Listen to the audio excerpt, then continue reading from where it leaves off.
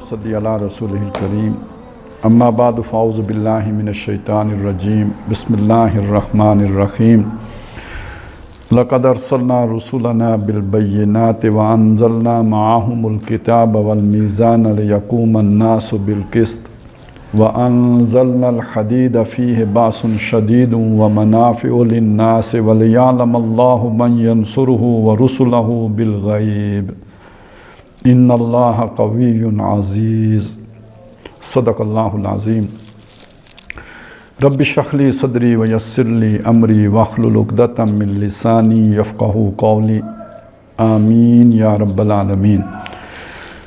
ہم سورہ حدید کی آیت نمبر 25 کا مطالعہ کر رہے ہیں اور اس کے وسط میں جو الفاظ آئے ہیں لیقوم الناس بالقسط کہ لوگ انصاف پر قائم ہو جائیں، اور اس سے پہلے یہ بتایا کہ ہم نے رسول اس لیے بھیجے، انہیں معجزے دیے، کتابیں دی، میزان دی تاکہ لوگ انصاف پر قائم ہو جائیں۔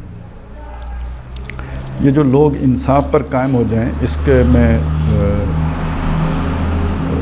یعنی ویسے تو ہم نے کافی اس پہ بات کر لی، لیکن مجھے خیال آیا کہ جو اس سورہ مبارکہ کے شروع میں اللہ تعالیٰ کا جو تعارف کروایا گیا تھا اس کے اعتبار سے ایک خاص نقطہ جو ہے نا وہ بیان ہونے سے رہ گئے ہیں، یعنی اس کو اس کے ساتھ جوڑنا بہت ضروری ہے۔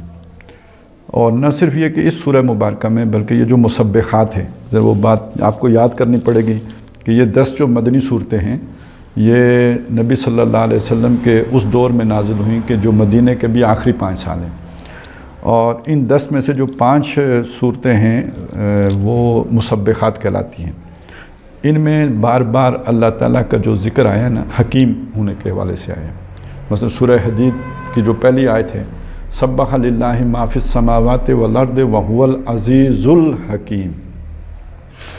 اچھا، اس کے بعد جو دوسری مسبحات میں سے ہے وہ ہے سورۃ الحشر، اس کی جو پہلی آیت ہے سبح للہ ما فی السماوات وما فی الارض وہو العزیز الحکیم، اور اس کی جو آخری آیت ہے یسبح لہ ما فی السماوات والارض وہو العزیز الحکیم۔ اس کے بعد سورہ صف ہے، اس کی جو پہلی آیت ہے سبح للہ ما فی السماوات وما فی الارض وہو العزیز الحکیم۔ اس کے بعد سورہ جمعہ ہے، اس میں بھی یسبح للہ ما فی السماوات یسبح للہ ما فی السماوات وما فی الارض الملک القدوس العزیز الحکیم۔ اور پھر وہ جو ہے نا اپنا سورہ تغابن ہے، اس کے شروع میں تو نہیں ہے، اس کے شروع میں تو وہ علی کل شیء قدیر ہے، لیکن یہ کہ آخر میں جو آخری جو آیت ہے اس کی عالم الغیب والشہادۃ العزیز الحکیم۔ تو یہ جو اللہ کا العزیز الحکیم انہیں جو بار بار آیا اس کی آخر کوئی اہمیت ہے نا، اور خاص طور پہ ان صورتوں میں جو اس کی اہمیت جو بار بار آیا ہے۔ تو اب اس میں عزیز کا تو جو لفظ ہے وہ تو اللہ تعالیٰ کی جو اتھارٹی ہے، اللہ کی جو طاقت ہے، جو اللہ کا غلبہ ہے، اللہ کا جو اقتدار ہے، وہ اس کی طرف اشارہ کر رہا ہے۔ حکیم حکمت، یہ حکمت کا لفظ کیا ہے؟ ہم حکیم یعنی یہ محکم سے بنا ہے نا، جو یعنی اسی سے حکم کا لفظ اسی سے بنا ہے، احکام اسی سے بنا ہے، اسی سے یہ حکمت اور حکیم کا لفظ بنے ہیں، استحکام کا لفظ بھی اسی سے بنا ہے۔ تو زیادہ تفصیل میں جانے کا وقت نہیں ہے، موٹی بات یہ سمجھ لیں کہ جس بندے کی بات مستحکم ہو جائے نا وہ حکیم کہلاتا ہے۔ اچھا، یہ جو بات اسے ویسے دوسری طرح یوں بھی کہتے ہیں جس آدمی کی بات صحیح ہو، درست ہو، یعنی اس میں غلطی کا امکان ختم ہو جائے۔ صاحب رائے، صاحب الرائے آپ نے سنا ہوگا، ایک ہوتا ہے صاحب الرائے، رائے والا، تو رائے ٹھیک ہو غلط ہو اس سے کوئی غرض نہیں ہے، جس کی بھی رائے ہے وہ صاحب الرائے ہے۔ لیکن ایک ہوتا ہے صائب الرائے حمزہ کے ساتھ، جس کا مطلب ہوتا ہے وہ شخص کہ جس کی رائے درست ہے۔ تو جو آدمی درست رائے قائم کر لیتا ہے اسے حکیم کہتے ہیں۔ ہم جو یہ حکیم حکمت والے جو پوڑیوں والے جو حکیم جو ہوتے ہیں، نبض والے حکیم، ان کو کیوں حکیم کہتے ہیں؟ 2 وجوہات سے ان کو حکیم کہا جاتا ہے۔ وہ نبض دیکھتا ہے اور صحیح بیماری تک پہنچ جاتا ہے، صائب الرائے، صحیح بیماری تک اس کی وہ پہنچ گیا تو حکیم ہے۔ وہ نہیں ہے بیماری دل میں ہے، اس نے کہا گردے خراب نہیں ہے، حکیم نہیں ہے نا، پھر تو ٹیڑھا ہو گیا نا۔ تو اگر صحیح جگہ تک وہ اس کا دیکھ کے پہنچ گیا، پہلی بات تو یہ ہے کہ اس کی حکمت آدھی پوری ہو گئی۔ باقی آدھی حکمت کیا ہوگی؟ صحیح دوائی بھی دے لے، ایک تشخیص صحیح کر لے، اور صحیح رائے قائم کر لے اور اس کے لیے صحیح نسخہ تجویز کر لے، یہ دو چیزیں جس میں جمع ہو گئیں وہ حکیم ہے۔ اسی طرح سمجھ لیجئے کہ دو آدمیوں کے درمیان ایک مسئلہ ہے، پیچیدہ ہو گیا ہے، لڑائی ہو گئی ہے، مسئلہ حل نہیں ہوتا۔ اب اس میں خرابی کہاں ہے؟ جس نے وہ خرابی تلاش کر لی اور اس کا حل نکال لیا، تو وہ دنیا کے امور کا حکیم ہے۔ ابھی آپ نے حکیم الامت کے الفاظ بھی سنے نا، فلانا امت کا حکیم ہے، تو اس کا کیا مطلب ہوتا ہے؟ یعنی امت کے مسائل کا جس نے صحیح ادراک کیا اور ان کا صحیح حل پیش کر دیا۔ علامہ اقبال کو بھی حکیم الامت کہتے ہیں، تو کس معنی میں کہتے ہیں؟ ظاہر ہے وہ پوڑیاں تو نہیں بیچتے تھے، وہ نہ نبض دیکھتے تھے، وہ امت کے جو مسائل تھے موجودہ ان کا انہوں نے حل پیش کیا۔ تو اللہ تعالیٰ جو حکیم ہے، اس کا تعلق اس میزان عدل کے ساتھ ہے۔ انسانوں کے درمیان جو توازن قائم ہوگا وہ کیسے ہوگا؟ اب وہ جو جہاں پہ توازن نہیں ہوگا وہاں پہ فساد ہوگا، تو توازن قائم کون کر سکتا ہے؟ جو حکیم ہوگا وہ کر سکتا ہے۔ تو وہ حکیم کون ہے؟ وہ اللہ تعالیٰ کی ذات ہے۔ سورہ بنی اسرائیل میں اللہ تعالیٰ نے جو اپنے احکامات 10 بیان کیے ہیں، وَقَضَىٰ رَبُّكَ أَلَّا تَعْبُدُوا إِلَّا إِيَّاهُ جو شروع ہوتے ہیں، یہ کرو یہ نہ کرو، یعنی اوامر اور نواہی، آخر میں جو بات کہی وہ کیا ہے؟ ذَلِكَ مِمَّا أَوْحَىٰ إِلَيْكَ رَبُّكَ مِنَ الْحِكْمَةِ، یہ آپ کی طرف وحی کیا ہے آپ کے رب نے، از قسم حکمت چیزیں ہیں، یہ بڑی محکم پکی ٹھکی باتیں ہیں، یہ ان میں کوئی اونچ نیچ کی گنجائش نہیں ہے، یہ ایک حکیم کی باتیں ہیں۔ تو اب حکیم اور میزان کا مطلب آپس میں جڑ گیا نا، کہ میزان دے کوئی حکیم سکتا ہے جو توازن قائم کر سکتا ہو تمام سطحوں پر، انسانوں کی جتنی بھی سطح ہیں نا، جتنے بھی تعلقات ہیں، ماں اولاد اور والدین کے ہیں، میاں اور بیوی کے ہیں، پڑوسی کے ہیں، جو بھی جتنے بھی معاملات ہیں، اس میں ایک توازن والی بات وہ صرف اللہ ہی کر سکتا ہے، جو سب کو جانتا ہے، وہ الحکیم ہے۔ تو وہ میزان دے سکتا ہے جو اس نے رسولوں کے ذریعے سے دی۔ ایک تو میں چاہتا تھا یہ بات سامنے آ جائے۔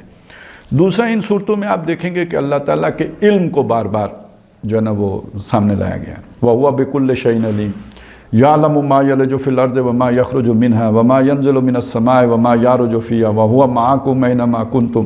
تو یہ علم کا تعلق حکمتی کے ساتھ ہے، یعنی علم اور حکمت ایک ہی چیز ہے اصل میں۔ تو علم اور حکمت آپس میں جڑ گئیں، اور یعنی وہ چونکہ جانتا ہے اس لیے وہ صحیح میزان دے سکتا ہے نا۔ تو علیم ہونا حکیم ہونا گویا بالکل قریب ہو گئی۔ اب ایک تیسری چیز کی طرف آئیں، یہ ذرا تھوڑا سا، چونکہ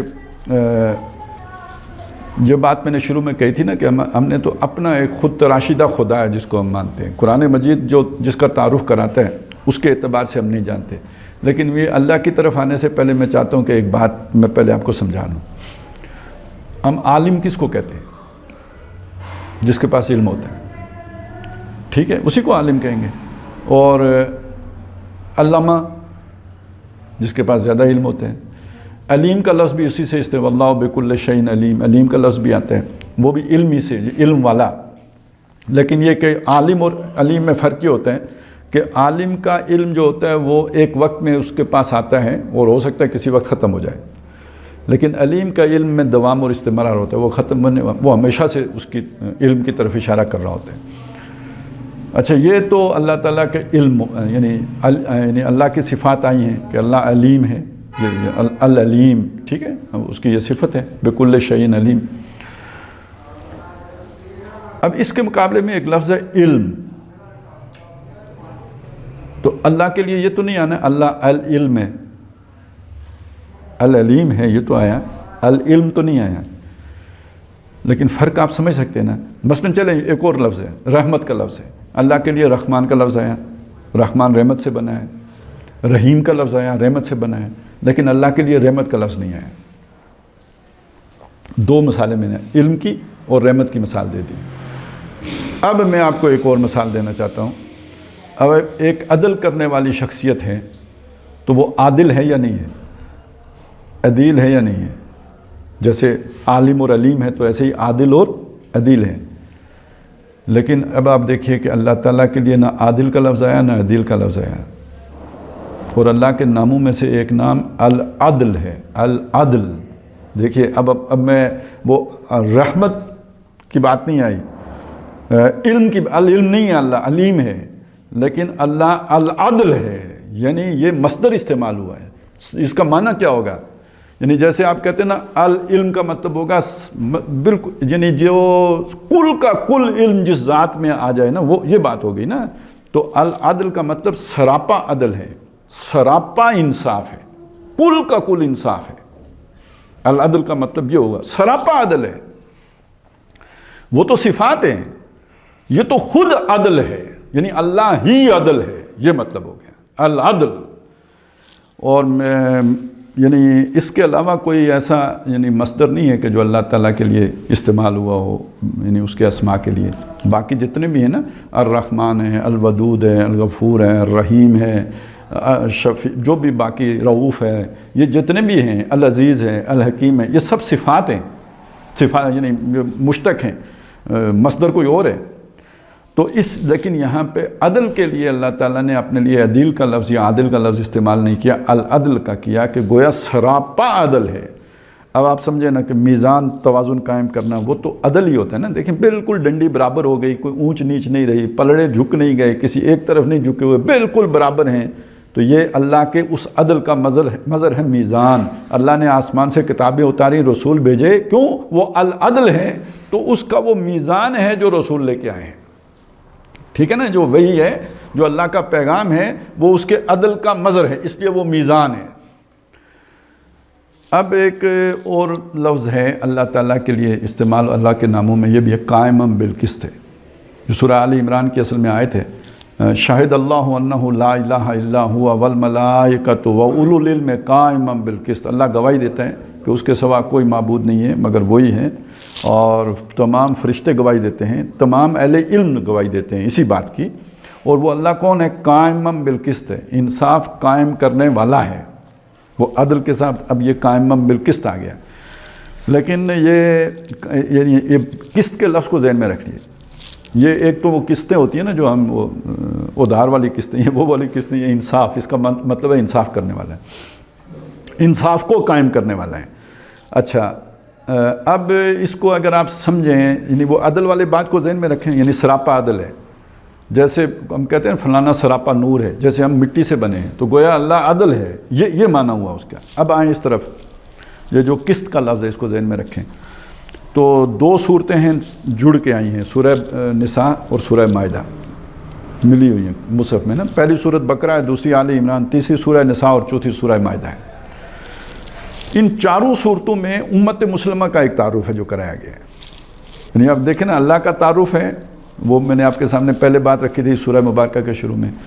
ایک نبی صلی اللہ علیہ وسلم کا بھی جو سب سے اتھینٹک تعارف ہے وہ قرآن مجید ہی قرار ہے. مستند سیرت کی کتاب بھی جو ہے نا وہ قرآن ہی ہے. اس امت کا بھی ایک تعارف ہے جو اللہ نے کرایا ہے. سورہ بقرہ میں جو تعارف ہے وہ یہ ہے کہ کذالک جعلناکم امۃ وسطا لتکونوا شہداء علی الناس ویکون الرسول علیکم شہیدا. سورہ آل عمران میں کہا کنتم خیر امۃ، تم بہترین امت ہو، اخرجت للناس، لوگوں کے لیے نکالے گئے. وہاں بھی لوگوں پر گواہ، یہاں بھی لوگوں کے لیے نکالے گئے. اس کے بعد جو سورہ نساء میں اور سورہ مائدہ میں آئے نا، وہ اس سے مختلف بات ہے. یعنی اس کی تشریح ہے، خیر امت کیوں ہو، بہترین امت کیوں ہو، لوگوں کے اوپر گواہ ہونے کا مطلب کیا ہے وہ بتایا. سورہ نساء میں کہا کونوا قوامین بالقسط، اے مسلمانوں، یا ایھا الذین آمنوا، اے وہ لوگوں جو ایمان لائے ہو، کونوا قوامین، کھڑے ہو جاؤ، بالقسط، انصاف کے ساتھ کھڑے ہو جاؤ. تو انصاف کرنے والا سب سے بہترین ہوتا ہے یا نہیں؟ ہر کوئی مانے گا یا نہیں کہ سب سے بہترین ہے انصاف کرنے والا. تو تمہیں اس لیے بہترین ہو، تم کنتم خیر امۃ، کہ تم انصاف کرنے والے بن کر کھڑے ہو جاؤ. کونوا قوامین بالقسط. اچھا، آگے الفاظ کے ہیں شہداء للہ، اللہ کے لیے گواہ ہوتے ہوئے. انصاف کے قائم کرنے والے بن کے کھڑے ہو جاؤ اللہ کے گواہ ہوتے ہوئے. یعنی اصل میں قائم بالقسط کون ہے؟ اللہ ہے. ٹھیک ہے نا. اللہ نے اپنا نمائندہ کس کو بنایا ہے؟ اپنے رسولوں کو. ختم نبوت ہو گئی، اب تو رسول نہیں، تو اب اللہ کا نمائندہ کون ہے؟ تم بہترین لوگ ہو جن کو اللہ نے چن لیا ہے اس کام کے لیے. هو اجتباکم، اس نے تمہیں چنا ہے. اور یہ کہ ثم اورثنا الکتاب الذین اصطفینا من عبادنا، تم چنیدہ لوگ ہو، اب تم بہترین لوگ ہو. کیوں؟ کہ وہ جو اللہ قائم بالقسط ہے اور جس کے لیے اللہ نے رسول بھیجے تھے لیقوم الناس بالقسط، اب اللہ تعالیٰ نے تمہیں کھڑا کر دیا ہے کہ قائم بالقسط اب تم نے بننا ہے. اللہ کی طرف سے اللہ کی نمائندگی کرتے ہوئے کونوا قوامین بالقسط شہداء للہ۔ آگے چلیں، سورہ مائدہ میں یہی بات ہے، الفاظ بدل گئے، وہاں فرمایا کونوا قوامین للہ شہداء بالقسط۔ اب اصل میں بورڈ ہونا تو میں اوپر نیچے لکھوں تو آپ کو اندازہ ہوگا، لیکن اگر آپ اپنے ذہن میں یہ جملے دونوں لکھ لیں، کونوا قوامین بالقسط شہداء للہ، کونوا قوامین للہ شہداء بالقسط۔ اگر آپ ان کو اوپر نیچے جوڑ کے دیکھیں تو نتیجہ کیا نکلے گا؟ نتیجہ وہی نکلے گا کہ وہ اللہ کا لفظ اور قسط کا لفظ برابر ہے،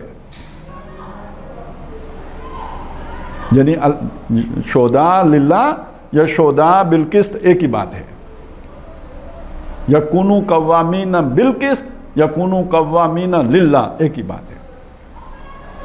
آئی بات؟ یعنی اللہ تعالیٰ قائما بالقسط ہے، العدل ہے، تو تم اس عدل والے کے لیے کھڑے ہو جاؤ یا تم عدل کے لیے کھڑے ہو جاؤ، بات ایک ہی ہے۔ ٹھیک ہو گئی؟ بات سمجھ میں آئی ہے نا؟ اس سب کا نتیجہ کیا ہے؟ وہ میزان کی بند میں آپ کو سمجھ آئے کہ میزان کی خواہش تو ہر انسان کے اندر ہے، عدل کی خواہش ہر انسان کے اندر، کیا مسلمان کیا کافر، کون ہے جو نہیں چاہتا کہ انصاف ہو؟ یہ ہم جب کہتے ہیں اسلام دین فطرت ہے تو ہم کیا کہہ رہے ہوتے ہیں؟ ہم یہ کہہ رہے ہوتے ہیں کہ بھئی اسلام یعنی ہر انسان کے دل کی آواز ہے، فطرت جو اس کی ہے تو اس کی آواز ہونا چاہیے نا اسلام۔ لیکن مسئلہ یہ ہے کہ روزے تو نہیں آواز ہے ہر آدمی کے دل کی، جب ہم کہتے ہیں شراب نہیں پیو تو یہ تو ہر آدمی کے دل کی آواز نہیں ہے، کتنے لوگ ہیں جو پینا چاہتے ہیں۔ لیکن مجھے یہ بتائیں کہ سچ بولنا ہر دل کی آواز ہے یا نہیں؟ جو نہیں بولتا وہ بھی سمجھتا ہے کہ سچ بولنا چاہیے۔ اسی طرح سمجھ لیجئے یہ عدل ہر دل کی آواز ہے، انصاف ہر دل کی آواز ہے، وہ سکھ ہو، وہ ہندو ہو، وہ کوئی جو عیسائی ہو، یہودی ہو، جو انسان ہے نا، انسان بالکل حیوان نہیں بن گیا، وہ انصاف کا طالب ہے، وہ چاہتا ہے کہ انصاف ہو۔ اب سمجھے وہ اسلام دین فطرت کا مطلب کیا ہے، اور اسلام آیا اس انصاف کو دینے کے لیے تھا، اس میزان کو نصب کرنے کے لیے تھا۔ نبی صلی اللہ علیہ وسلم کو سورہ شورى میں اللہ تعالیٰ نے حکم دیا کہ یہ کہ کہلوایا کہ نبی آپ بتا دیجئے کہ وَأُمِرْتُ تو مجھے حکم دیا ہے، اللہ نے مجھے حکم دیا گیا ہے ان عادل بینکم کہ تمہارے درمیان عدل قائم کرو۔ اب یہ جو ہر انسان کی دل کی پکار ہے نا، اس کو اب سمجھیں۔ میں تھوڑا سا یہ تھوڑی سی اس کی وضاحت کر دوں۔ میں نے کہا یہ دین فطرت ہے تو یہ عدل، اصل فطرت تو عدل ہے۔ آپ کسی بھی گھر کا تصور کریں، جھگڑا کب ہوتا ہے؟ ساس بہو کا جھگڑا کب ہوتا ہے؟ میاں بیوی کا جھگڑا کب ہوتا ہے؟ والدین اور اولاد کے درمیان جھگڑا فساد کب کھڑا ہوتا ہے؟ جب ایک کو دوسرے کے بارے میں جائز طور پر یا ناجائز طور پر یہ خطرہ پیدا ہوتا ہے کہ اس نے میرا حق غصب کیا، میرا ایک حق تھا جو اس نے نہیں دیا، میرے اوپر ظلم ہو گیا۔ ساس سمجھتی ہے کہ بہو نے یہ کام کیا، بہو یہ سمجھتی ہے ساس نے یہ کام کیا، میاں یہ سمجھتا ہے بیوی نے میرے حق ادا نہیں کیا، بیوی یہ سمجھتی ہے خاوند نے میرا حق ادا نہیں کیا۔ یہیں سے جھگڑا شروع ہوتا ہے نا۔ ہر جھگڑے کی بنیاد ظلم ہے اور امن کی بنیاد عدل ہے اور انصاف ہے۔ جہاں دونوں مطمئن ہوں گے نا کہ صحیح انصاف کی بات ہوئی ہے، وہاں جھگڑا نہیں ہوگا۔ اب آپ دیکھیں کہ اسلام کیا چیز ہے۔ اسلام کس سے بنا ہے؟ سلامتی سے بنا یہ لفظ۔ ابھی جیسے عادل، عدیل تو عدل سے بنا، ٹھیک ہے نا، اسی طرح اسلام جو ہے لفظ ہے بنا کس سے؟ سلامتی سے۔ یعنی اسلام وہ عدل کا نظام ہے کہ جو سلامتی لے کے آتا ہے۔ اچھا، دوسرا لفظ ایمان ہم استعمال کرتے ہیں، وہ کس سے بنا ہے؟ امن سے بنا ہے۔ یعنی اگر اس اللہ کو مان لیں گے جو قائم بالقسط ہے، اور اس کی اس میزان کو تسلیم کر لیں گے جو اس نے تمہارے اوپر اتاری ہے رسولوں کے ذریعے سے، تو تمہارا آپس میں امن قائم ہو جائے گا، جھگڑا ختم ہو جائے گا، لڑائی ختم ہو جائے گی، سارا فساد ختم ہو جائے گا۔ جب دونوں اللہ کے دیے ہوئے حقوق و فرائض پر راضی ہو جائیں گے، وہ عادلانہ ہیں جو اللہ نے دیے ہیں، وہ حکمت پر مبنی ہیں، وہ اللہ کے علم پر مبنی ہیں۔ تم اپنی سوچ سے سوچو گے تو جس کی لاٹھی اس کی بھینس والا وصول ہو جائے گا، تو ظلم ہوگا۔ اللہ جب دے گا تمہیں تو وہ حکمت پر مبنی دے گا، اور وہ عادلانہ ہوگا، وہ انصاف کے مطابق ہوگا۔ اب اس میں ایک بات اور شامل کر لیں کہ جو فرمایا کہ ان الدین عند اللہ الاسلام، بے شک دین اللہ کی نظر میں اسلام ہی ہے۔ کیوں؟ کہ باقی کسی نظام کے اندر یا کسی بھی جو اس دعوے کے اندر کہ میں عدل کر سکتا ہوں، کوئی اور عدل کر ہی نہیں سکتا سوائے اللہ کے۔ عدل صرف اللہ کر سکتا ہے، میزان اجتماعی صرف اللہ دے سکتا ہے، اور جو اس نے دیا ہے وہ ہے جو اسلام ہے۔ لہذا صحیح جو توازن والا دین ہے وہ اسلامی ہے۔ اس میں یہ بھی سمجھ میں آ گئی کہ میزان اور دین ایک ہی چیز ہے، دین اور میزان برابر ہیں۔ چنانچہ اگر آپ اسے خاص طور پہ سورہ توبہ میں، سورہ فتح میں اور سورہ صف میں نبی صلی اللہ علیہ وسلم کے جو شان بیان ہوئی ہے کہ هو الذی ارسل رسولہ بالہدی ودین الحق لیظہرہ علی الدین کلہ، اس آیت کے ساتھ اس آیت کو جوڑ کے دیکھیں گے تو بات سمجھ میں آ جائے گی کہ میزان اور دین در حقیقت ہم معنی ہیں، مترادف ہیں۔ اب دیکھیے کیسے یہاں فرمایا لقد ارسلنا رسولنا بالبینات وانزلنا معہم الکتاب والمیزان، تین چیزیں ہیں۔ وہاں پہ دو چیزوں کا ذکر ہے، والذی ارسل رسولہ بالہدی ودین الحق، یہ پہلے ہماری بات ہو چکی ہے۔ الہدیٰ کے اندر یہ دو چیزیں شامل ہیں، بینات بھی اور کتاب بھی، اور میزان کی جگہ پہ وہاں پہ لفظ آ گیا دین حق، تو مترادف ہو گئے یا نہیں ہو گئے؟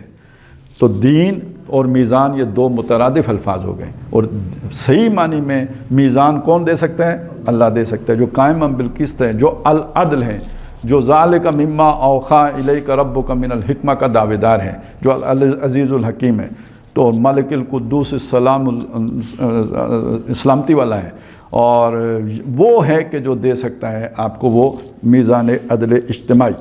اب اگلی بات سوچیں، نبی اکرم صلی اللہ علیہ وسلم کو تو معلوم تھا نا کہ میں کیا لے کے آیا ہوں،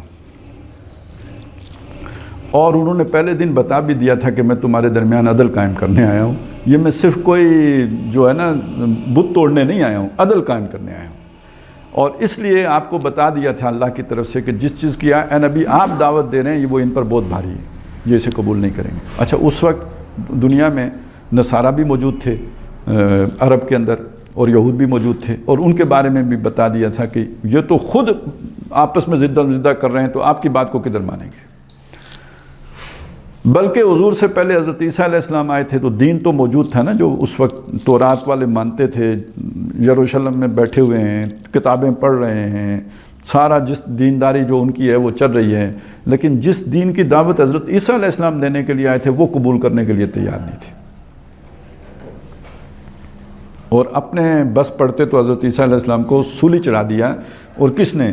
وہاں کے دینداروں نے سارا مذہبی جو مقدمہ قائم کیا ان کے اوپر کہ جو کچھ آپ دکھا رہے ہیں نا معجزے، یہ جادو ہے، جادو کفر ہے، مسلمان کفر کر کے مرتد ہو گیا ہے تو مرتد واجب القتل ہے، یہ تھی، یہ سارا جو ہے نا چارج شیٹ تھی، اور اس طرح یہ مقدمہ تھا جو ان پر قائم ہوا، اور انہوں نے اپنی عدالت سے انہیں سولی کی سزا جو ہے نا وہ تجویز کی، بنیاد یہ بنائی ہے۔ تو گویا جس کو وہ دین کہہ رہے تھے وہ اس دین سے مختلف تھا جو حضرت مسیح علیہ السلام پیش کر رہے تھے۔ اب یہ آپ کے سوچنے کی بات ہے کہ صحیح والا کس کا ہوگا؟ مسیح علیہ السلام کا صحیح ہوگا یا جو ان کے علماء تھے ان کا صحیح ہوگا؟ اسی طرح جو دین محمد الرسول اللہ لے کے آئے اس میں تو عدل تھا، اور اس عدل کا تقاضا کیا تھا وہ حضرت عمر جانتے تھے نا، کہ انہوں نے کہا میری تنخواہ جو ہے نا مدینے میں کسی جو سب سے کم آدمی ارن کرتا ہے نا، مزدور کی جو دیہڑی ہے اس کے حساب سے لگانا، اس سے زیادہ نہیں رکھنا میری تنخواہ۔ اب سمجھ آئی کہ عدل کہاں سے شروع ہوتا ہے؟ یہ صرف کوئی دو سجدوں کے درمیان عدل ہی، تعدیل ارکان ہی تو نہیں ہے، یہ عدل در حقیقت اس نظام کا عدل ہے۔ اور ایک شخص نے، ایک گورنر تھے، انہوں نے شاید عراق کے گورنر تھے، انہوں نے اپنا جو گھر تھا اس کے گرد باڑ لگائی۔ اب ظاہر ہے حفاظت، گھر کی حفاظت کے لیے باڑ لگا لی، تو جب حضرت عمر رضی اللہ تعالیٰ عنہ کو اطلاع ہوئی کہ بھائی جو گورنر ہیں اس نے چار دیواری بنا لی ہے، تو انہوں نے اپنا ایک ایلچی بھیجا، اسے خط دیا اور پیغام بھیجا اس کے پاس، لیکن کہا کہ پیغام اسے بعد میں دینا، پہلے جا کے باڑ کو آگ لگانا۔ لکڑی کی باڑ تھی نا، یہ والی تو اسٹیل کی تو اب نہیں تھی نا اس وقت، لکڑی کی باڑ پہلے اسے آگ لگانا، جلانا، جب جل چکے تو اس کے بعد اسے میرا یہ خط دینا، اور اس میں لکھا تھا لوگوں کو ان کی ماؤں نے آزاد جنا ہے، تم نے انہیں غلام کب سے سمجھ لیا ہے؟ یعنی اپنے گھر کے باہر جو باڑ لگائے سرکاری افسر نے، وہ لوگوں کو غلام بنانا سمجھ رہے ہیں حضرت عمر۔ یہ دین آج کے ہی ہیں، یہ دین کس نے ختم کیا؟ یہودیوں نے ختم کیا، عیسائیوں نے ختم کیا، امریکہ نے ختم کیا، ہم نے خود ختم کیا، یہ دین ہم نے خود ختم کیا۔ اور ہمارے ہاں اس دین کا نام لیوا کوئی نہیں پیدا ہوا، اور چونکہ یہ دین فطرت ہیں، لہٰذا فطرت نے اگر انگڑائی لی ہے اب پھر بہت تکلیف ہوگی۔ وہ مغرب میں لی ہے، یہ فرانس کا انقلاب عدل کی تلاش میں آیا، یہ روس کا انقلاب عدل کی جستجو میں آیا۔ وہ عدل ہے کس کے پاس؟ اور اللہ نہیں، اس کے اللہ نے دیا ہوا کس کو ہے اس وقت؟ اس کا امین کون ہے؟ ہاں جی، اور وہ اس سے فائدہ اٹھا رہے ہیں؟ خود نہیں اٹھا رہے۔ دنیا کس کی تلاش میں ہے؟ اس عدل کی تلاش میں ہے۔ جو لے کے بیٹھے ہوئے ہیں وہ نہ خود فائدہ اٹھاتے ہیں نہ دوسروں کو فائدہ اٹھانے دیتے۔ اب آپ اپنا جرم سمجھ میں آیا ہے؟ وہ جو میں نے کہا تھا خیر امت کیوں ہیں، امت وسط کیوں ہیں؟ کونوا قوامین بالقسط شہداء للہ، تو کیا ہم اس وقت اللہ کے گواہ ہیں؟ نہیں، اللہ کے گواہ کدھر ہیں؟ اللہ کے دشمن ہیں، ہماری وجہ سے چھپا ہوا ہے۔ کہیں کتابوں میں لکھا ہوتا ہم نہ ہوتے تو شاید لوگ استفادہ کر لیتے، وہ ہماری کرتوتیں دیکھ کے تو لوگ اس کتاب کے نزدیک نہیں آتے، ہمارے تعصب کی وجہ سے اس سے دور ہوئے پڑے ہیں۔ اس کو سمجھ لیجئے، اصل میں مسئلہ یہاں پانی مرتا ہے، یہیں پانی یہودیوں کا مرتا تھا اور یہاں آ کے پانی ہمارا بھی مرتا ہے۔ اور یہ اب آپ ہے یہ قرآن مجید نو انسانی کے لیے، تمام انسانوں کے لیے، ہدی للناس۔ کون لے کے آیا؟ محمد الرسول اللہ، اور محمد الرسول اللہ صلی اللہ علیہ وسلم کون ہے؟ رحمت للعالمین ہے۔ اور کس نے اتارا؟ اللہ نے، اور وہ کون ہے؟ رب العالمین ہے۔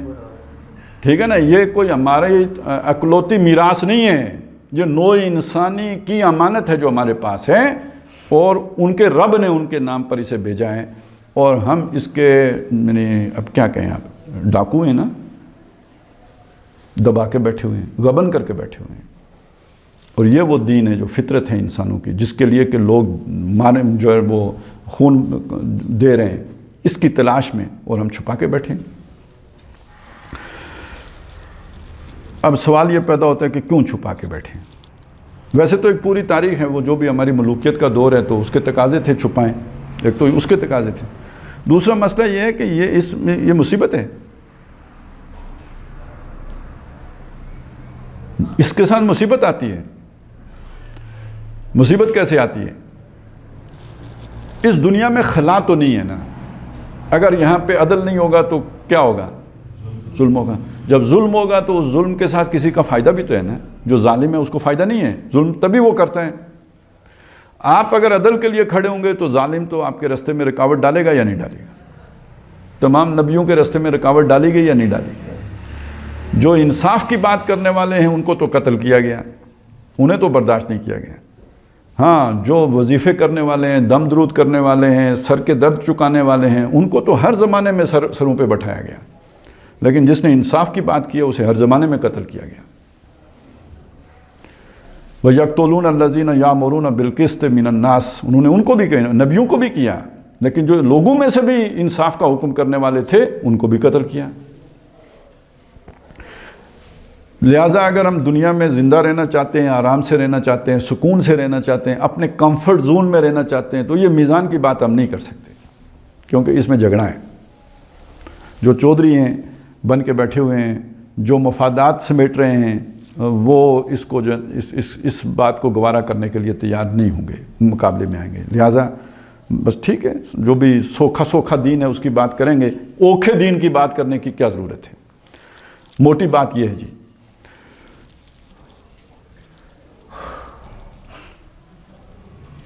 ایک وہ ہمارے ہاں کہتے ہیں نا جی، آئسولیشن میں چلے جائیں گے، یعنی اکیلے ہو جائیں گے، دنیا میں کاٹ دے گی، یہ خوف ہے نا، تو دنیا کاٹ دے گی تو کیا ہوگا جی؟ ہم پتھر کے زمانے میں پہنچ جائیں گے، یعنی ہم دنیا کی قربانی نہیں دے سکتے، سیدھی سی بات ہے، دنیا کی قربانی نہیں دے سکتے۔ تو یہی تو امتحان تھا۔ اب آپ پڑھیں آگے، یعنی یہاں تک اگر بات سمجھ میں آ گئی ہے تو آگے پڑھیں۔ فرمایا وَأَنزَلْنَا الْحَدِيدَ فِيهِ بَأْسٌ شَدِيدٌ، اور ہم نے لوہا اتارا جس میں جنگ کی صلاحیت ہے۔ اب ان دونوں آیتوں کو جوڑیں تو سیدھا مطلب کیا ہے کہ یہ جو میزان ہے نا، اس کو کوئی آرام سے نصب نہیں ہونے دے گا، مقابلہ کرنا پڑے گا. اس مقابلے کے لیے ہم نے لوہا اتارا ہے, کتابیں بھی اتاری ہیں, میزان بھی اتاری ہے, لیکن اگر کوئی رکاوٹ ڈالتا ہے اس میزان کو نصب کرنے میں, اور یقیناً ظالم رکاوٹ ڈالیں گے, تو اب اس لوہے کی طاقت کو ہاتھ میں لے کے ان کا مقابلہ کرنا پڑے گا.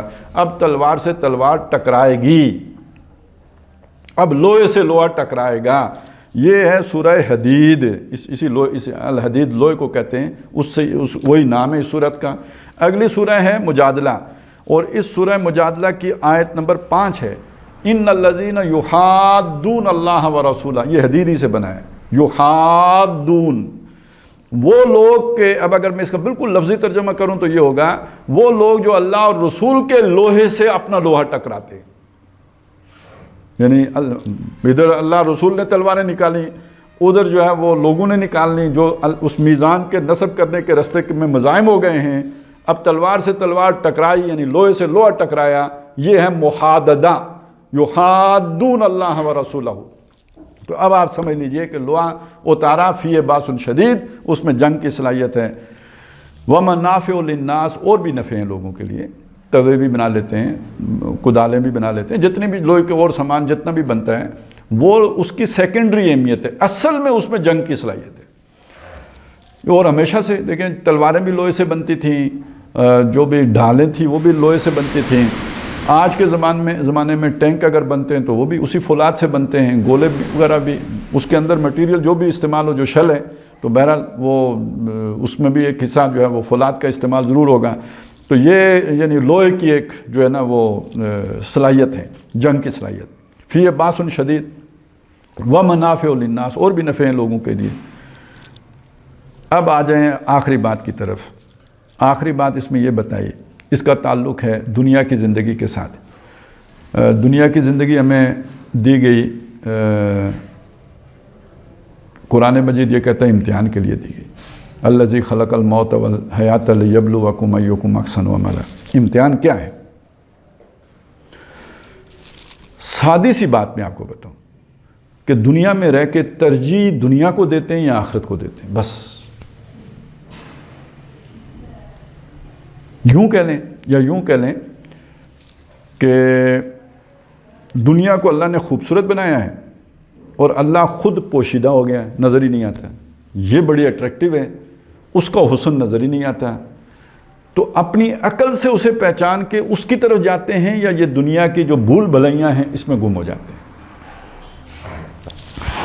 وہ ایک کسی شاعر نے نا اپنے محبوب کے حوالے سے ایک شعر کہا ہے کہ ایک تو محبوب ہے, خوبصورت ہے, اس کا چہرہ ہے رخ روشن, تو کہتا ہے رخ روشن کے آگے شمع رکھ کر یہ کہتے ہیں, ادھر آتا ہے دیکھیے یا ادھر پروانہ جاتا ہے. پروانے کا امتحان ہے, ایک طرف جو ہے نا وہ جو شمع جو ہے وہ چمک رہی ہے, اور دوسری طرف ان کا چہرہ چمک رہا ہے. اب دیکھتے ہیں کہ پروانہ دونوں میں سے کس کا انتخاب کرتا ہے. تو ایک طرف اللہ تعالیٰ کی ذات ہے, دوسری طرف یہ دنیا کی خوبصورتیاں ہیں. اب بندے کا امتحان ہے کہ وہ ان خوبصورتیوں میں ڈوب جاتا ہے یا اللہ کی طرف متوجہ ہوتا ہے. ٹھیک ہے, یا یوں کہہ لیں کہ ایک طرف اللہ نے آخرت میں انسان کے لیے آرام رکھا ہے, چین رکھا ہے, سکون رکھا ہے, امن رکھا ہے, اور دوسری طرف دنیا میں مشقت رکھی ہے. اب دیکھتے ہیں کہ انسان اس مشقت میں ڈوب جاتا ہے یا آخرت کو ترجیح بناتا ہے. بس یہ امتحان ہے. اب ہوا کیا, بات اگر نمازوں, روزے, حج, زکوٰۃ, ذکر, اذکار, وظائف, خاص تراش, خراش, وضع, قطع, داڑھی, سائز, پانچے, اونچے, نیچے, یہاں تک رہتی, تو یہ امتحان بہرحال اتنا مشکل تو نہیں تھا. لیکن جب بات آ جاتی ہے اس پہ کہ آپ ایک ایسا کام کریں جس کے نتیجے میں بھائی آپ سے خفا ہو جائے, آپ ایک ایسا کام کریں جس کے نتیجے میں گھر والے آپ سے ناراض ہو جائیں, آپ کا ایک ایسا کام ہو جس کے نتیجے میں آپ کی جان خطرے میں پڑ جائے, آپ ایک ایسا کام کریں جس کے نتیجے میں آپ کا کاروبار بیٹھ جائے, وہ جو آئسولیشن والی بات ہے, آپ اکیلے ہو جائیں, اس میں آپ پورے اتریں تو امتحان میں کامل ہوئے نا. اب پتہ چلے گا آپ اللہ کے لیے جیتے ہیں, اس کے بغیر تو نہیں پتہ چل سکتا کہ آپ اللہ کے لیے جیتے ہیں. تو اصل دنیا کی غرض و غایت تو لیکن امتحان کا پتہ آ کے یہاں چلے گا کہ اس میزان کو قائم کرنے کے لیے آپ اپنا تن من دھن سب لگانے کے لیے تیار ہو تو امتحان میں کامیاب ہو. اور اگر پس و پیش کرتے ہو، نہیں میں کاروبار کو تو اپنا تباہ نہیں کر سکتا، میں اپنی نوکری تو نہیں چھوڑ سکتا، میں اپنے تعلقات تو نہیں توڑ سکتا، بھائی تو بازو ہوتا ہے، میں بازو کو تو نہیں جو ہے جدا کر سکتا، تو امتحان میں کامیاب ہوئے یا ناکام ہوئے. یہ جو باتیں میں نے کی ہیں نا، یہ آپ کو یوں لگا جیسے میں نے اخذ کر کے آپ کے سامنے رکھی ہیں. یہ بالکل صاف صاف آیات بھی ہیں، قطعی باتیں ہیں. وہ جو آتا ہے نا قُلْ إِنَّنِي هَدَانِي رَبِّي إِلَىٰ صِرَاطٍ مُسْتَقِيمٍ، اے نبی کہہ دیجئے میرے رب نے مجھے صراط مستقیم کی رہنمائی دے دی ہے. یہ کیا ہے صراط مستقیم؟ دیناً قیماً، یہ دین ہے جو بالکل سیدھا ہے. ملت ابراہیم، ابراہیم کا طریقہ ہے. حنیفہ، جو حنیف تھا، یکسو تھا. یکسو ہونے کا مطلب سمجھے، یہ دو ڈبل مائنڈڈ نہیں تھا، دو دلوں والا نہیں تھا کہ ادھر بھی دل جاتا ہے اور ادھر بھی دل. یکسو، آخرت کے لیے اللہ کے لیے یکسو ہو گیا. تو وہ حنیف تھے. وما کان من المشرکین، وہ مشرکوں میں سے نہیں تھے. قل ان صلاتی و نسکی و محیای و مماتی للہ رب العالمین. وہ دین کیا ہے؟ دین قیم کیا ہے؟ کہہ دیجئے جیسے میں نماز اللہ کے لیے پڑھتا ہوں، جیسے قربانی اللہ کے لیے دیتا ہوں، ایسے جیتا بھی اللہ کے لیے ہوں، مروں گا بھی اللہ کے لیے. یہ ہے اصل میں دیناً قیما ملت ابراہیم حنیفا وما کان من المشرکین قل ان صلاتی و نسکی و محیای و مماتی للہ رب العالمین. تو یہ جینا اور مرنا اللہ کے لیے کا مطلب کیا ہے؟ اس راہ میں تاکہ اللہ کا وہ عدل والا عادلانہ نظام قائم ہو جائے. ظاہر قربانی تو وہاں دینے کی ضرورت پیش آتی ہے. اب واپس پیچھے چلیے، وہ جو دو ہی مطالبے آئے تھے، آمنوا باللہ و رسولہ و انفقوا مما جعلکم مستخلفین فی، آیت نمبر 7 اسی سورہ مبارکہ کی. تو مقصد کیا ہے کہ اپنا سب کچھ لگا دو. کیوں لگا دو؟ کس مقصد کے لیے لگا دو؟ لیقوم الناس بالقسط، تاکہ لوگوں کے درمیان انصاف ہو جائے، عدل ہو جائے، ظلم ختم ہو جائے، عدل کا نظام قائم ہو جائے. یہی امتحان ہے. اس میں اگر آپ نے اپنا سب کچھ جھونک دیا، کامیاب ہو. پتہ لگا یہ ہیں وہ جنہوں نے اللہ کی بھی مدد کی، اللہ کے رسول کی بھی مدد کی. وَلِيَعْلَمَ اللَّهُ تعالیٰ، تاکہ اللہ دکھا دے، سب کو پتہ لگ جائے. مَنْ يَنْصُرُهُ، کون ہے جو اس کی مدد کرتا ہے؟ اللہ کی. اور اس کے رسول کی مدد کرتا ہے بالغیب. وَرُسُلَهُ، اس کے رسولوں کی مدد کرتا ہے بالغیب، انہیں دیکھے بغیر. ایک دوسرے کی مدد تو آدمی ایک دوسرے کے سہارے پہ کرتے ہیں نا. اللہ نظر آ رہا ہے، نہ رسول موجود ہیں، لیکن اس کے باوجود ان کی مددگار کون ہیں؟ یہ امتحان ہے. اور مدد کا مطلب کیا ہے؟ اس میزان کو نصب کرنے کے راستے کی رکاوٹوں کو ہٹانا، اس میں اپنا سب کچھ لگانا. وَلِيَعْلَمَ اللَّهُ مَن يَنْصُرُهُ وَرُسُلَهُ بِالْغَيْبِ إِنَّ اللَّهَ قَوِيٌّ عَزِيزٌ، بے شک اللہ قوی ہے، قوت والا، طاقت والا، اور عزیز، زبردست، چھایا ہوا پوری طرح، جس کے قبضہ قدرت میں سب کچھ ہے. اس کے آگے کوئی چونک کر نہیں سکتا. اس کی اتھارٹی ایسی ہے کہ اس کا حکم نافذ ہونے میں دیر لگتی نہیں. یہ بات یہاں پہ کیوں کہی؟ کہ چونکہ مدد کی بات آئی، تو ایسا نہیں کہ اللہ کو مدد کی ضرورت ہے، وہ حاجت مند ہے. نہ، وہ عزیز ہے، وہ قوی ہے، اس کو تمہاری مدد کی ضرورت نہیں. لیکن تمہارا امتحان اس سے ہوگا کہ تم یہ کام کرتے ہو یا نہیں کرتے. یہاں آ کے وہ بات پوری ہو جاتی ہے. اب اس کے بعد جو اگلا رکوع ہے وہ انشاءاللہ اگلی نشست میں پڑھیں گے. اس میں جو بات آئی ہے وہ یہ ہے کہ یہ جو رابانیت تھی، یہ عیسائیوں نے اس کو ایجاد کر لیا. اب دیکھیے، اللہ کو راضی کرنے کا جذبہ ہے. اللہ کو راضی کرنے کا طریقہ کیا ہے کہ وہ جو انسانوں کے لیے اللہ نے وہ عادلانہ رحمت والا نظام دیا ہے، اس کو غالب کرنے کی جد و جہد کی جائے، تاکہ لوگوں کے گلے میں پڑے توک ہٹیں، ظلم ختم ہو، تاکہ جس بوجھ تلے لوگ دبے ہوئے ہیں وہ بوجھ ان کے اوپر سے ہٹے. جیسے نبی صلی اللہ علیہ وسلم کی یہ شان بیان ہوئی ہے قرآن مجید میں، یضع عنہم اسرہم والاغلال التی کانت علیہم. جب وہ نبی آئیں گے، رسول نبی امی جب آئیں گے، تو لوگوں کے گلوں میں جو گردنوں میں جو توک ہیں وہ کھولیں گے، اور جس بوجھ کے نیچے لوگ دبے ہوئے ہیں وہ ان کے اوپر سے ہٹائیں گے. یہ اللہ تعالیٰ نے حضور کی شان بیان کی ہے. تو جو یہ میزان قائم کریں گے تو یہ کام ہوگا. ٹھیک ہے نا؟ یہ اصل میں وہ امتحان. جانا ادھر چاہیے تھا، لیکن ایک بندہ اللہ کو راضی کرنا چاہتا ہے، ادھر نہیں جانا چاہتا ہے، کیونکہ ادھر جو ہے نا وہ لڑائی ہے، ادھر جو ہے نا قربانی ہے، ادھر ہو سکتا ہے جان دینی پڑے. وہ جاتا ہے جنگل میں، وہ اکیلا بیٹھتا ہے جا کے. وہ اللہ کو راضی کرنے کے لیے ذکر کرتا ہے، اذکار کرتا ہے، بڑی زیادہ مشقت کرتا ہے، شادی بھی نہیں کرتا، گھر بھی نہیں رکھتا، یعنی درویش بن جاتا ہے، یہ رہبانیت ہے۔ اس رہبانیت کے بارے میں فرمایا لا رہبانیت فی الاسلام، اسلام میں کوئی رہبانیت نہیں ہے۔ تو صاف ہو گئی بات کہ اللہ کو راضی کرنے کے لیے یہ دوسرا رستہ ہے جو اختیار کرنا پڑے گا۔ اور بلکہ نبی صلی اللہ علیہ وسلم نے تو یہ بات بھی فرمائی ہے کہ اسلام میں کی جو رہبانیت ہے وہ جہاد فی سبیل اللہ ہے۔ اب دیکھیں نا، جہاد میں کیا کرنا پڑتا ہے؟ گھر چھوڑنا پڑتا ہے نا، جان بھی قربان کرنی پڑتی ہے، کاروبار بھی چھوڑنا پڑتا ہے، جو راہب جتنے کام کرتا ہے وہ سارے کرنے پڑتے ہیں، لیکن وہ جا کے گٹھ پکڑتا ہے، کسی غار میں بیٹھتا ہے، کسی جھونپڑی میں بیٹھتا ہے، یہ بھی سب کچھ چھوڑتا ہے، لیکن یہ جا کے کہیں چھپ کے نہیں بیٹھتا، یہ میدان عمل میں آتا ہے تاکہ اللہ کا دین غالب، لِتَكُونَ كَلِمَةُ اللَّهِ هِيَ الْعُلْيَا، تاکہ وہ میزان جو رسول لے کے آئے ہیں وہ نصب ہو جائے، تاکہ ظلم کا خاتمہ ہو جائے اور امن اور انصاف جو ہے اس کا بول بالا ہو جائے۔ یہ ہے جہاد، اس میں بھی وہ سارا کچھ چھوڑنا پڑتا ہے۔ تو گویا ان دونوں کا تقابل کر دیا، یا جہاد کی طرف جاؤ گے یا رہبانیت کی طرف، اللہ کو راضی کرنے کی کوشش رہبانیت کی صورت میں وہ قابل قبول نہیں ہے۔ لا رہبانیت فی الاسلام، یہ ہے کہ جس کی آپ کو دعوت دی جا رہی ہے۔ تو بہرحال اس یعنی آیت نمبر 25 میں آ کے وہ بات بالکل صاف ہو گئی کہ رسولوں کے بھیجنے کا مقصد وہ جو اللہ کی صفت عدل ہے اس کا زمین کے اوپر جاری کرنا ہے، یعنی وہ عادلانہ نظام قائم ہو جائے، اور اس امت کا مقصد بھی یہی ہے۔ اور اگر امت اس مقصد کو پورا کرے گی تو یہ ہے جو اللہ کی نصرت ہے۔ جب یہ اللہ کی نصرت کرے گی تو اللہ اس کی نصرت کریں گے، ان تنصر اللہ ینصرکم۔ اور اگر یہ امت اس عدل کے نظام کو چھپا کے رکھے گی، لوگوں کے سامنے پیش نہیں کرے گی، تو پھر یہ مجرم ہوگی تو پھر مار کھائے گی، ان کے ظلم کا نشانہ بنے گی، جیسے آج ہم بن رہے ہیں۔ اور اس میں یہ بات بھی اب ذہن میں رکھیں کہ حضور کے دور میں یہ نظام قائم ہوا، پھر اس کے بعد واپس ہمارے اپنے ہاتھوں ظلم کا دور آ گیا۔ قیامت سے پہلے حضور نے خبر دی ہے کہ دنیا میں یہ عالمی سطح پر یہ دوبارہ عادلانہ نظام قائم ہوگا۔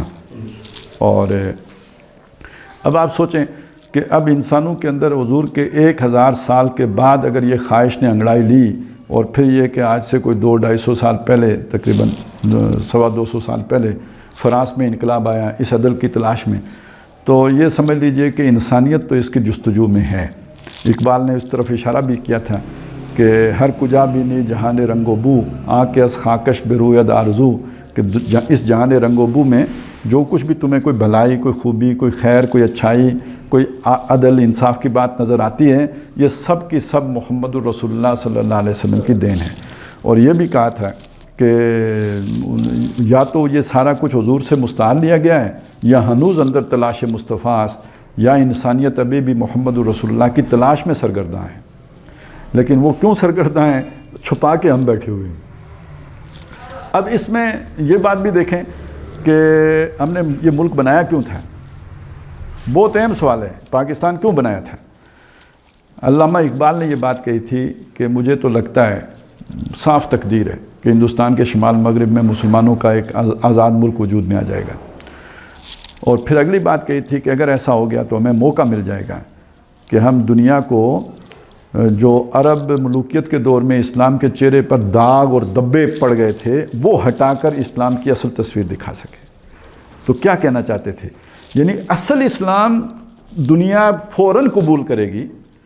یہ ایک اسلام کا غلط تصور ہے جو دنیا میں پھیلا ہوا ہے، جس کی وجہ سے لوگ اسلام سے متنفر ہیں۔ اگر ہم نے وہ اصل اسلام کی تصویر دنیا کو دکھا دی، دنیا اس کی طرف لپک کے آئے گی۔ اقبال کی سوچ اصل میں یہ تھی، یا ان کا دعویٰ یہ تھا، یا ان کا گمان یہ تھا، چلیں کہہ لیں۔ اس کے بعد قائد اعظم وہ کہتے ہیں ہم پاکستان اس لیے حاصل کرنا چاہتے ہیں تاکہ دنیا کو اسلام کے اصول حریت و اخوت و مساوات کی جھلک دکھا سکیں۔ دنیا کو اپنے فائدے کے لیے نہیں، دنیا کے فائدے کے لیے حاصل کرنا چاہتے ہیں تاکہ یہ ایک تجربہ گاہ بنے۔ یہاں اسلام کے جو اصول حریت اخوت، یعنی وہی اصل میں میزان، توازن قائم ہو جائے، سیاسی سطح پر، معاشی سطح پر، سماجی سطح پر۔ یہ انقلاب فرانس بھی اسی لیے آیا تھا، یہ توازن قائم کرنے ہی آیا تھا، ہوا نہیں۔ روس بھی کا انقلاب اس کے رد عمل میں آیا تھا کہ یہ تو انہوں نے ظلم برپا کر دیا ہے، سرمایہ داروں کی آمریت ہے، تو یہ تو ہم اس کے خلاف جائیں گے، تو وہ ایک ون پارٹی کی آمریت آ گئی۔ تو جب بھی کسی نے عدل کی تلاش میں اپنی عقل کا گھوڑا دوڑایا ہے تو ایک نئے ظلم پر جا کر وہ گھوڑا کھڑا ہوا ہے۔ وہ ہمارے پاس ہے۔ تو قائد اعظم یہ کہہ رہے ہیں کہ جب ہم دنیا کو دکھائیں گے نا تو یہ دنیا لپک کے اس کی طرف آئے گی۔ اصول حریت و اخوت و مساوات کی جھلک دکھائیں۔ 75 سال ہو گئے، ہم نے کیا دکھایا؟ دنیا سے مانگ کے کھایا، اور یہ کہ کرپشن میں جو ہے نا نام کمایا اور ہر الٹا کام کیا۔ لیکن اس عدل کی طرف، یعنی اس وقت تو جو ہم نے مذاق بنا دیا ہے نا اس عدل، مطلب جو کچھ تھوڑا بہت کوئی چلے ظالمانہ قانونی صحیح، لیکن اس کا جو بھرم تھا، اس کا جس طرح چوگا اب بیچ چوراہے کے سپریم کورٹ نے اتارا ہے، اس کے بعد اب کیا باقی رہ گیا؟ یعنی یہ ہماری حالت ہے۔ ہم کیا دنیا کو عدل دکھائیں گے اور کیا حریت و اخوت و مساوات کی جھلک دکھائیں گے؟ تو یہ ہمارے جرم ہے، اصل جرم یہ ہے۔ آپ دنیا کو عدل سے روشناس کرا دیں، اس کا ماڈل دکھا دیں۔ یہ ساری ٹیکنالوجی، یہ ساری سائنس کے ساتھ دنیا مسلمان ہو جائے گی۔ سائنس کے ساتھ تو کوئی جھگڑا ہی نہیں ہے قرآن کا، ٹیکنالوجی کے ساتھ کوئی جھگڑا ہی نہیں ہے۔ کیا مطلب قرآن مجید نے کوئی کیمسٹری سے مختلف فارمولے دیے ہوئے ہیں؟ جو نیوٹن کا جو قانون ہے وہ قرآن مجید کی کسی آیت کے مخالف ہے؟ نہیں ہے ایسا۔ جو بھی ایک پروون فیکٹ ہے جو سائنس نے کیا، ثابت کیا ہے، وہ قرآن مجید کی کسی بات کے ساتھ متصادم ہو ہی نہیں سکتا، کیونکہ یہ اللہ کا کلام ہے، اور یہ سارے قوانین قدرت جو ہیں یہ اللہ کے بنائے ہوئے ہیں۔ تو ان میں کیسے آپس میں جو ہے نا وہ بود ہوگا یا ان کے درمیان کوئی ٹکراؤ ہوگا؟ ٹکراؤ جو ہے وہ سارا کا سارا یہ جو ہے نا سوشالوجی میں ہے یا سوشل سائنسز میں ہے۔ وہ آپ کو ملے گا اس میں، یا تو سیاسی سطح پہ ملے گا، پولیٹیکل سائنس میں ملے گا، یا آپ کو اکنامکس میں ملے گا، یا جو ہے نا سوشل سائنسز کے اندر یہ جو سماجی معاملات ہیں اس کے اندر ملے گا۔ جب آپ یہ دنیا کو دکھا دیں گے تو دنیا کے لیے اسلام قبول کرنا کوئی مسئلہ نہیں رہے گا آج کے انسان کے لیے۔ تو یہ اس کی اہمیت ہے، اور اس سے اگر ہم اس کی طرف نہیں بڑھتے تو پھر ہم سے بڑا مجرم کوئی نہیں ہے۔ اور قرآن مجید چونکہ اس کی طرف رہنمائی کرتا ہے تو ہم اس سے بھی کنارے کنارے ہی رہتے ہیں۔ ہم سمجھاتے ہیں نا بس پڑھ لیا کرو، سمجھا نہ کرو، سمجھنے سے گمراہ ہو جاؤ۔ یہ گمراہی ہے جو آپ کو ملے گی، یعنی یہ کہ آپ ہدایت پہ آ جاؤ گے۔ اب ظاہر ہے جنہوں نے حضرت عیسیٰ علیہ السلام کو پھانسی لگانے کا فیصلہ کیا، ان کی نظر میں تو وہ گمراہ تھے نا، لیکن اصل ہدایت یہی ہے کہ آپ اللہ کے لیے کھڑے ہو جائیں۔ کونوا قوامین بالقسط شہداء للہ، اور کونوا قوامین للہ شہداء بالقسط، یہ ہے کہ جس کے لیے اللہ تعالیٰ نے مسلمان امت کو برپا کیا ہے۔